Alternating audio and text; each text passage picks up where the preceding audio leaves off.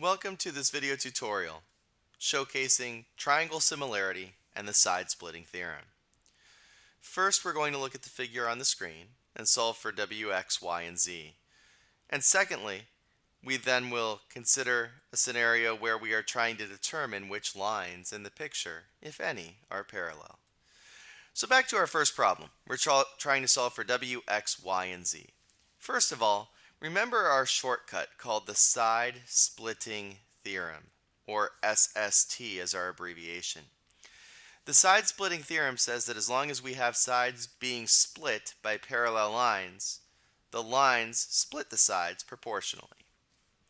In other words, what we can do is we can look at the top of our picture and say x over 12, they're both coming from the same side of those parallel lines, x over 12 is equal to 8 over 10. Make sure we set up and pair things accordingly, but x over 12 equals 8 over 10. If we wanted to solve for x, we would then multiply both sides by 12, and that will achieve the value of x. So we can just go to our calculator. 8 divided by 10 times 12. Please show me at least 2 decimal places correctly rounded. But it's also good to store the entire decimal on the calculator for future reference. In this case, x is just simply 9.6, so that will be our answer. We will label that back up in the picture here. X was 9.6. We might use that later, but for now, we have it. Also, invoking the side-splitting theorem, we would be able to use it to find the value of y. And as long as all of these lines are parallel, we can skip a section. In other words, we can say 5 over 12 on the top of our picture, 5 over 12 equals y over 10. And we're trying to solve for y, so we will multiply both sides of our equation by 10. And y is going to equal whatever 5 over 12 times 10 is. Again, use your calculator. You can round it to 2 decimal places, and I'm getting 4.17 for y. I'll put that on the picture, 4.17, but on my calculator I'll keep the full decimal of 4.1666666. That's the extent to which we can use the side-splitting theorem. Please make sure you label that in your work. Once we go to solve for the parallel sides, though, we have to use the fact that we have similar triangles. How do we know we have similar triangles? Well, parallel lines have corresponding angles that are congruent. So with the corresponding angles being congruent, we know that we have similar triangles. And down below, we will indicate the fact that we are now going to use similar triangles, and they are similar by one of our shortcuts called angle angle. So as we go back up to the top of the picture, we are going to analyze the triangles. Now notice that it's the whole overall triangle that has a side length that we know. That side length is 16. The overall triangle has a side length of 16 on the parallel side. Let's say we want to solve for w. Then in doing that, we can say 16 over w would have to be equal to this entire side up here. And I do like this side better with the 9.6 rather than rolling with that long decimal. So we would have to add up all of those lengths, 12.9.12 plus 9.6 plus 5. And we'll get 26.6. So 16 over w, which would be our entire triangle, this whole entire thing that I've just outlined in green, the entire triangle over the small part would be the entire triangle, which is the 26.6, all over the small part, which is 12. So 16 over w, let's write that down here, equals 26.6 all over 12. Now we talked about a couple ways to solve this. We could cross multiply, or if fractions are equal, their reciprocals are also equal. And we could then multiply both sides by 16 in order to solve for w. Again, show me at least 2 decimal places correctly rounded, but please, throughout the duration of the problem, ensure that you keep the full decimal at your disposal in your calculator. I'm getting about 7.22 for w. Now there's one other thing that we will solve using angle angle and triangle similarity. we can now solve for z. So we'll take the full overall triangle again, which is 16, and now we're going to pair it up with this middle triangle right here. So 16 over z would be equal to, now we just need this portion right here, which would be 21.6, all over this portion of 12. So 16 over z equals 21.6 over 12. Again, I'll take the reciprocals. If the fractions are equal, their reciprocals have to be equal as well. And then we would again multiply both sides by 16 en route to catching our z's. Although hopefully we don't get too much sleep as we're working this problem. So 12 divided by 21.6 times 16 will get us the value of z, and 8.89 to 2 decimal places. So in your work on anything being graded, please make sure it's clearly identified whether the equations are justified through similar triangles, likely via angle-angle, or through the side-splitting theorem when it's the sides being split by the parallel lines. Now the other type of problem we looked at is how to determine if lines are parallel. And what we did was we said, okay, let's say we want to know, is line L parallel to line M in this picture?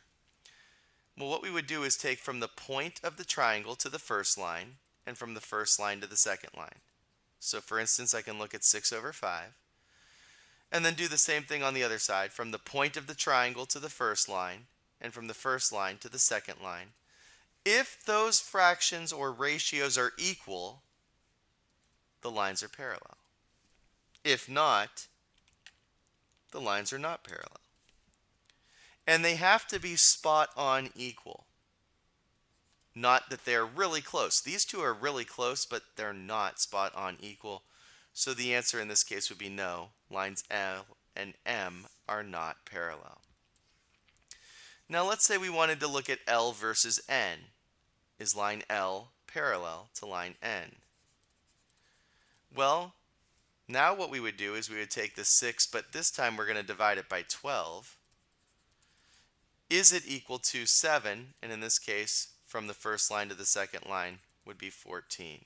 Again, in this scenario, we're looking at L and N as our two lines. Go from the point to the first line and from the first line to the second line. And when we simplify those fractions, 6 divided by 12 is 1/2. 7 divided by 14 is 1/2. So yes, in this case, line L and line N are parallel.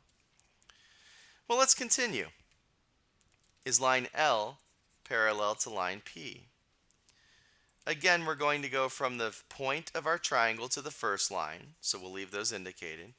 And then we're going to go from the first line to the second line that we care about. And in this scenario, the second line we care about is the line all the way at the bottom, line P. So we would have 6 over, let's see here 16.5. And we're going to compare that with 7 all over 14, 19.25. If those two ratios turn out equal, the lines are parallel. If they don't, they're not. So 6 divided by 16.5 is 0.363636. Is that equal to 7 divided by 19.25? Well, that's 0.3636.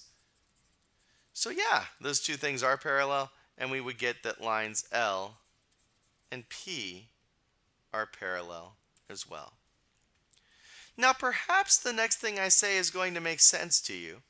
If line L is parallel to line N, and line L is parallel to line P, perhaps it should also work out that lines N and P are parallel. Like a transitive property, perhaps for parallel lines. Well, let's analyze that concept here. Let's say, is N parallel to P? If we're following our guidance, the two lines we care about are N and P. From the point to the first line, 12 plus 7, or 11 plus 7 is 18 over 4.5. Is that equal to 13 plus 8 is 21 over 5.25? We'll come to our calculator. 18 divided by 4.5. Getting 4. right on the dot. And 21 divided by 5.25. I'm also getting 4 right on the dot. So yes, n would be parallel to p, and that, like we said, hopefully isn't surprising. The transitive property would make sense for parallel lines. Now there are some other combinations that we haven't yet looked at. We haven't looked at is m parallel to n. However, after the work we've done, if L and M are not parallel, and L and N are parallel, hopefully it would make sense to us that lines M and N are not going to be parallel either. But let's look at it from the picture and let's see if we can set it up. Is line M parallel to line N? Well, we would go from the point to the first line, which would be 11, and then from M to N is 7. Is that equal to, from the point to the first line is 13, all divided by 8. So we'll type in on our calculator 11 sevenths, and we're getting 1.57 something or other. Is that the same as 13 eighths? Now, if we're comfortable with simplifying fractions, I think we would recognize that those are not equal. But if you want to check the decimals, you can. Those lines are not parallel. We technically could go through and look at another pair of lines here. Is M parallel to P? But if M is not parallel to N, and N is parallel to P, M is not going to be parallel to P either. So it looks like we have 3 pairs of parallel lines, but the moral of the story is, if you're contemplating are 2 lines parallel, you go from the point to the first line, from the first line to the second line. If those ratios are equal, then yes, the side-splitting theorem would tell us in a roundabout way that those lines are parallel.